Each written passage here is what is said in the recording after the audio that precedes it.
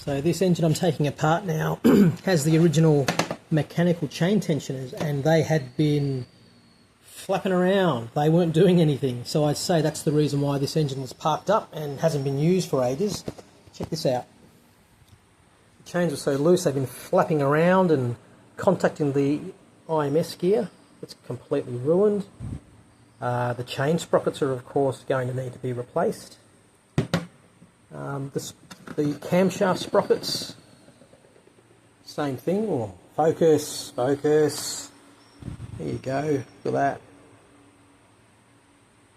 That's not so bad. Oh, this one's worse, this one's a lot worse.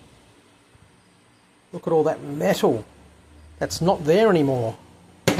And the idler arm wheels will also need to be replaced. So yeah, all in all, that's an expensive issue.